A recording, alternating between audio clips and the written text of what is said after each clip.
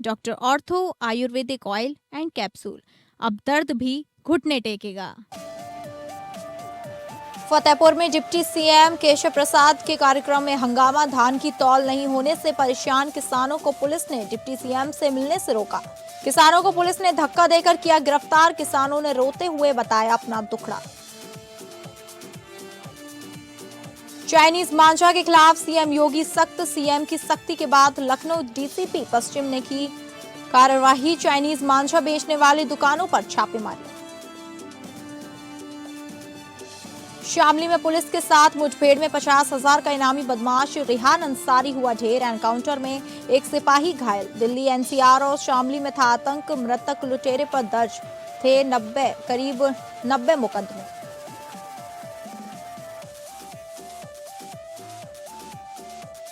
नमस्कार, आप सभी का स्वागत है उत्तर प्रदेश बुलेटिन में और मैं हूं आपके साथ अंकिता सिंह। बुलेटिन की शुरुआत करेंगे जहां गुरु गोरखनाथ स्वास्थ्य सेवा यात्रा का आयोजन 6 फरवरी से 8 फरवरी 2026 तक किया जा रहा है। इस मौके पर सीएम योगी ने कहा कि शिवावतारी महायोगी गुरु श्री गोरखनाथ जी की प्रेरणा से हम सभी समाज के अंतिम व्यक्ति तक सेवा पहुंचाने के लिए निरंतर कार्य करते हैं। इस सेवा अभियान के माध्यम से एक स्वस्थ समर्थ जनजातीय समाज और एक सशक्त समर्थ राष्ट्र के निर्माण के संकल्प को हम सब मिलकर साकार करें। इस पुण्य आयोजन से जुड़े सभी चिकित्सकों, स्वयंसेवकों एवं आयोजकों को हृदय से बधाई।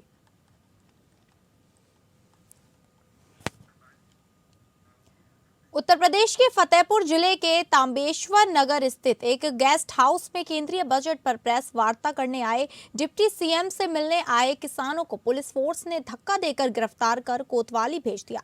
बताया जा रहा है कि डिप्टी सीएम केशव प्रसाद मौर्य जनपद में केंद्रीय बजट को लेकर प्रेस कॉन्फ्रेंसिंग के लिए आए थे, जहां किसानों ने धान तौल बंद होने पर रोते बिखलते हुए बताया कि उनके धान की तौल नहीं हो रही है। असोथर मंडी समिति में लगभग 30% किसानों के धान की तौल अभी तक नहीं हुई है, जिसके लिए वह लोग डिप्टी सीएम से मिलने के लिए पहुंचे थे, जहां डिप्टी सीएम ने मिलने तक नहीं दिया गया। और जबकि वह लोग 2 ट्रैक्टर से आए थे, लेकिन उन्हें दूर खड़ा कर केवल 4 किसान डिप्टी सीएम से मिलने अपनी समस्या कहने आए, तो एसडीएम और डीएसपी ने पुलिस बल के साथ उन्हें रोक दिया और उन्हें कोतवाली पुलिस ने गिरफ्तार कर कोतवाली लेकर चली गई। यूपी में नवंबर से 28 फरवरी तक धान की तौल होनी थी, लेकिन अधिकारियों ने टारगेट पूरा होने का हवाला देकर धान खरीद बंद कर दिया, जिसमें अभी भी लगभग 30% किसानों का धान मंडियों और घरों में सड़ रहा है। भारतीय किसान यूनियन अराजनैतिक संगठन से किसान सोनू गौतम के साथ पहुंचे 4 किसानों ने विरोध व्यक्त किया। वहीं डिप्टी सीएम ने प्रेस वार्ता के दौरान धान तौल पर सवाल किया गया, तो उन्होंने कहा कि अधिकारियों से वार्ता कर किसानों की समस्या को सुना जाएगा और डिप्टी सीएम केंद्रीय बजट का बखान करने लगे।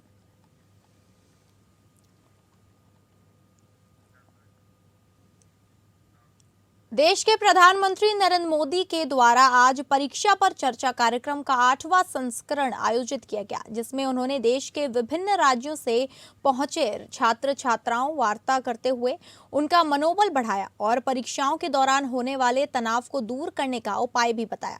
इसी के तहत जनपद संबल की चंदौसी में स्थित बीएमजी इंटर कॉलेज में टीवी पर प्रसारित हो रहे परीक्षा पे चर्चा कार्यक्रम को देखने के लिए प्रदेश सरकार की माध्यमिक शिक्षा राज्य मंत्री गुलाब देवी भी पहुंची और उन्होंने वहां पर मौजूद विद्यार्थियों के साथ परीक्षा पे चर्चा कार्यक्रम को देखा।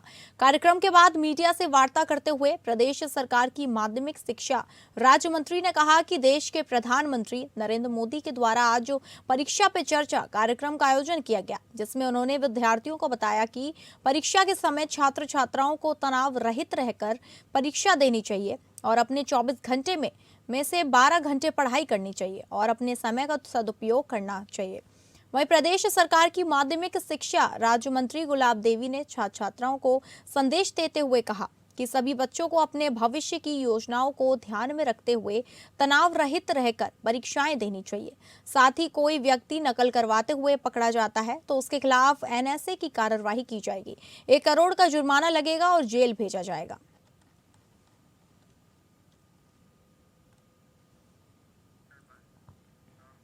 लखनऊ के हैदरगंज ओवरब्रिज पर एक युवक शोएब की चाइनीज मांझे से कटकर मौत हो गई। इसके बाद मुख्यमंत्री ने चाइनीज मांझे के खिलाफ सख्त रुख अपनाते हुए कहा कि अगर चाइनीज मांझे से किसी की मृत्यु होती है तो वो हत्या मानी जाएगी।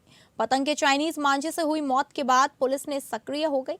लखनऊ के पश्चिमी जोन में पुलिस अधिकारियों के साथ छापेमारी शुरू की। पश्चिमी जोन के थाना सादगंज क्षेत्र के कश्मीरी मोहल्ला में अब्दुल हमीद काइट सेंटर पर डीसीपी समेत अन्य अधिकारियों ने छापेमारी की।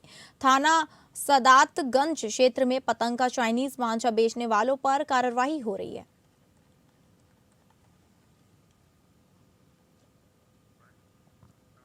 गाजीपुर में स्मार्ट मीटर उपभोक्ताओं के लिए राहत और पारदर्शिता की बड़ी पहल सामने आई है। विद्युत विभाग द्वारा स्मार्ट मीटर को लेकर डोर टू डोर जागरूकता अभियान चलाया जा रहा है ताकि उपभोक्ताओं को बिलिंग प्रक्रिया और डिजिटल सुविधाओं की पूरी जानकारी मिल सके। अधिकारियों ने बताया कि इन मोबाइल ऐप्स के जरिए उपभोक्ता अपनी बिजली बिल, रिचार्ज की स्थिति और रोजाना की बिजली खपत की जानकारी आसानी से देख सकते हैं, जिससे बिजली खर्च पर बेहतर नियंत्रण संभव हो सकेगा। इस मौके पर अधिशासी अभियंता नगर गोपाल सिंह ने बताया कि गाजीपुर जिले में 90% से अधिक उपभोक्ताओं के स्मार्ट मीटर पोस्ट पेड से प्रीपेड प्रणाली में बदले जा चुके हैं। उन्होंने कहा कि प्रीपेड व्यवस्था से बिलिंग में पूरी पारदर्शिता आएगी और अनावश्यक बिल विवादों से भी उपभोक्ताओं को राहत मिलेगी।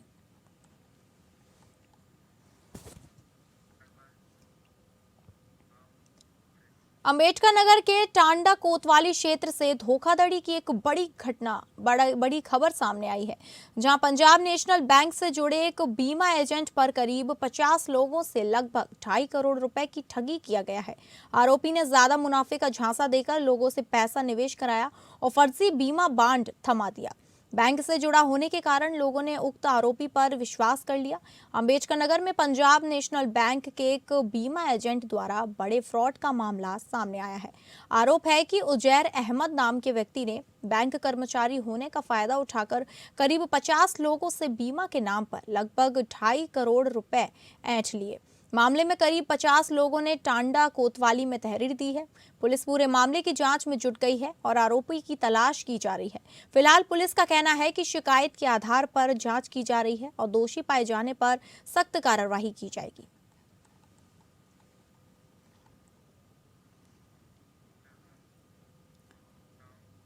लुटेरी दुल्हन के कारनामे तो अक्सर सुने जाते हैं, लेकिन यूपी के झांसी में फरेबी दूल्हे का गजब कारनामा सामने आया है। उसने महज 6 साल में एक के बाद एक 3 शादियां कर हैट्रिक कर डाली और सभी का दहेज और जेवर आदि रखकर उन्हें घर से निकाल दिया। सुना गया है कि वह अब चौथी शादी करने वाला है। अब तीनों पत्नियां पुलिस और अदालत के चक्कर काटते हुए फरेबी दूल्हे के खिलाफ कार्रवाई की मांग कर रही हैं, ताकि वह किसी और लड़की की जिंदगी बर्बाद ना कर सके। फरेबी दूल्हे की कहानी भी दिलचस्प है। ललितपुर जिले के जखौरा का रहने वाले सुनील कुमार के पिता रेलवे में गैंगमैन हैं, जबकि सुनील कोई खास काम नहीं करता है। वर्ष 2019 में ललितपुर जिले के ही लड़की से पिता ने शादी तय की और दहेज में 5 लाख रुपए और जेवर आदि लिए। शादी के कुछ महीने बाद ही सुनील ने दहेज की मांग शुरू कर दी और पत्नी को मायके भेज दिया। फिर दहेज न मिलने पर तलाक का नोटिस भेज दिया गया। मामला अभी कोर्ट में है। इसके 2 साल बाद 2021 में सुनील के पिता ने फिर उसकी शादी गांव के ही पास के गांव में कर दी और दहेज में 8 लाख रुपए व जेवर आदि ले लिए। कुछ महीने बाद इस लड़की के साथ मारपीट शुरू कर दी और वापस भगा दिया गया। यह लड़की भी न्याय के लिए कोर्ट व पुलिस के चक्कर काट रही है। तीसरी शादी 2023 में झांसी के बबीना क्षेत्र में हुई। इस शादी में भी लगभग 8 लाख रुपए व जेवर आदि लिए गए। शादी के कुछ महीने बाद तीसरी पत्नी गर्भवती हो गई और मारपीट व उत्पीड़न से त्रस्त होकर वह भी मायके चली गई, जहां उसकी एक बेटी को जन्म दिया। तीसरी पत्नी पहले वाली दोनों पत्नियों को लेकर एसएसपी पुलिस ऑफिस पहुंची और फरेबी दूल्हे की पूरी दास्तां सुनाई। पुलिस ने जांच कर कार्यवाही का आश्वासन दिया है। तीनों ही पत्नियां फरेबी पति के खिलाफ कड़ी कार्यवाही चाहती हैं, ताकि वे किसी और लड़की की जिंदगी बर्बाद न कर सके।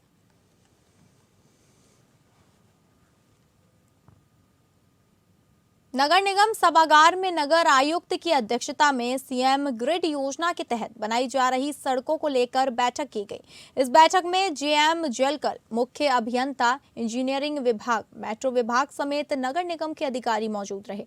नगर आयुक्त अर्पित उपाध्याय ने बताया कि सीएम ग्रिड योजना के अंतर्गत किए जाने वाले कार्यों की रिव्यू मीटिंग की गई है। निर्माण वाली जगह पर धूल उड़ना और बारिश की वजह से कीचड़ जैसी समस्याओं की शिकायत प्राप्त हुई है। इसी मुद्दे को लेकर आज एक अधिकारियों के साथ बैठक की गई, जिसमें संबंधित विभाग के सभी अधिकारियों को दिशा निर्देश दिए गए हैं। तत्काल निर्माण वाले क्षेत्र में सभी विभाग आपस में कोऑर्डिनेशन करते हुए गुणवत्तापूर्ण का कार्य तेजी के साथ किया जाए, ताकि शहरवासियों की समस्याओं का निदान हो सके।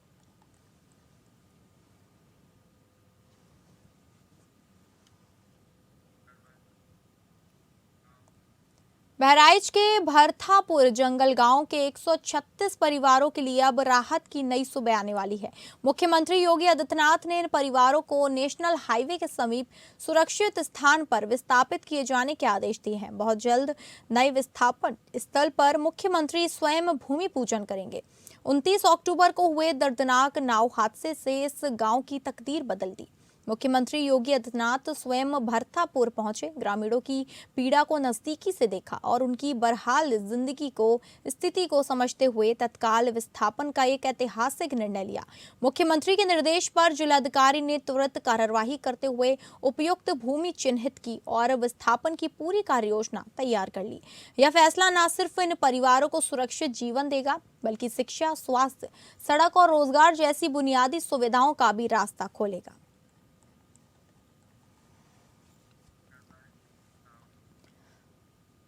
शामली में देर रात झिंझाना से कसेरवा जाने वाले मार्ग पर पुलिस और बदमाशों के बीच हुई मुठभेड़ में दिल्ली के जाकिर नगर का 50,000 रुपए का इनामी रेहान मारा गया, जबकि उसका एक साथी मौके से भाग गया। बदमाश की फायरिंग में शामली कोतवाली पर तैनात सिपाही सुमित गोली लगने से घायल हो गया। शामली एसपी एनपी सिंह ने बताया कि देर रात सूचना मिली थी कि झिंझाना से कसेरवा गांव की ओर बाइक सवार 2 बदमाश लूट के इरादे से खड़े हैं। सूचना पर कोतवाली पुलिस और एमओजी टीम मौके पर पहुंची। पुलिस को देखते हुए बदमाशों ने ताबड़तोड़ फायरिंग शुरू कर दी। पुलिस की जवाबी कार्रवाई में दिल्ली के जाकिर नगर निवासी 50,000 रुपए का इनामी बदमाश रेहान गंभीर रूप से घायल हो गया, जबकि उसका एक साथी अंधेरे का फायदा उठाकर मौके से भाग गया। घायल रेहान को उपचार के लिए जिला अस्पताल में भर्ती कराया गया, जहां चिकित्सकों ने उसे मृत घोषित कर दिया। एसपी ने बताया कि रेहान के खिलाफ शामली के अलावा बागपत, गाजियाबाद, दिल्ली और हरियाणा में लूट समेत विभिन्न धाराओं में 90 से अधिक मुकदमे दर्ज हैं। बदमाश के पास से एक पिस्टल, 32 बोर, 8 जिंदा व 7 खोखा कारतूस, घटना में प्रयुक्त मोटरसाइकिल, नकदी बरामदगी की गई है।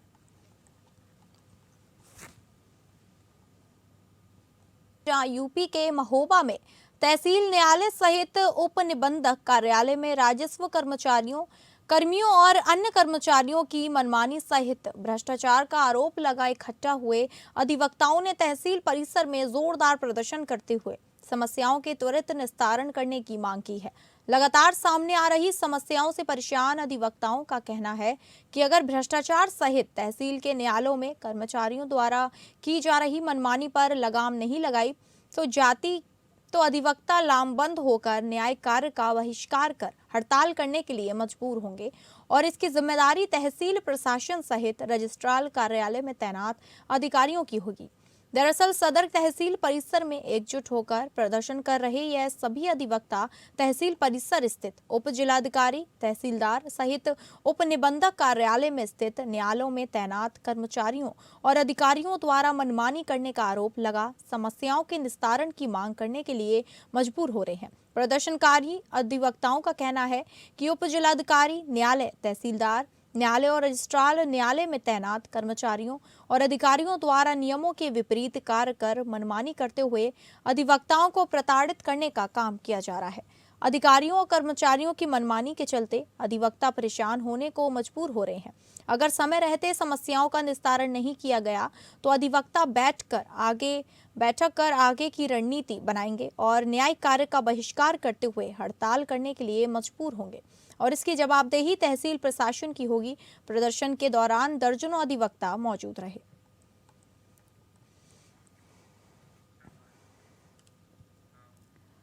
कानपुर के किदवई नगर थाना क्षेत्र के साकेत नगर में कलयुगी बेटे की करतूत सामने आई है। संपत्ति के लिए बेटे ने बुजुर्ग मां बाप को मारपीट कर घर से निकाल दिया।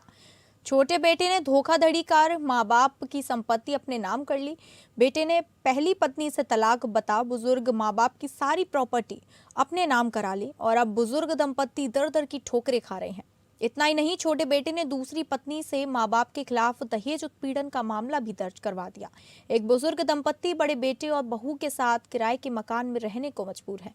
बुजुर्ग पिता की सारी जीवन की जमा पूंजी छोटे बेटे और बहू ने हड़प ली है।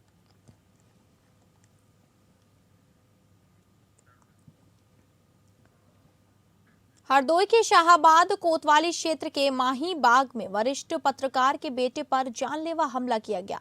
सड़कों पर अकेले युवक पर दर्जन भर दबंग टूट पड़े। राहगीरों के दखल देने के चलते युवक की जान बच पाई। दबंग को नहीं, पुलिस का डर, लॉ एंड ऑर्डर की उड़ा दी धज्जियां। मारपीट की घटना का वीडियो सोशल मीडिया पर जमकर वायरल हो रहा है। वीडियो वायरल होने के बाद क्षेत्र में तरह तरह की चर्चाएं हो रही हैं।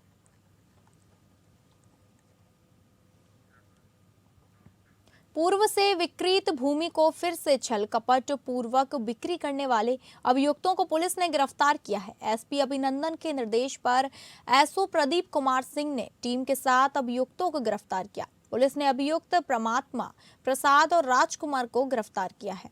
गिरफ्तार करने वाली टीम ने SI Javed Khan, head constable Puneet Pathak, constable Brajesh Yadav रहे शामिल।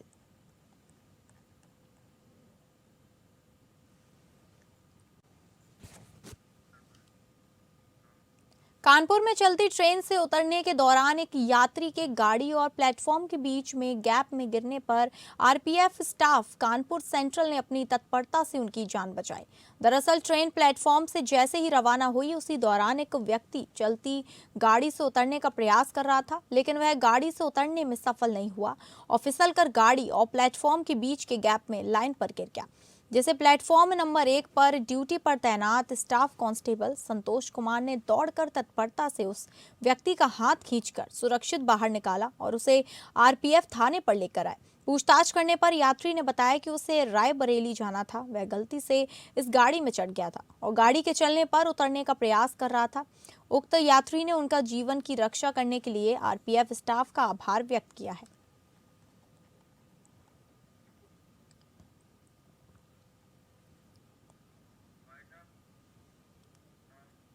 तो फिलहाल उत्तर प्रदेश बुलेटिन में बस इतना ही। नमस्कार।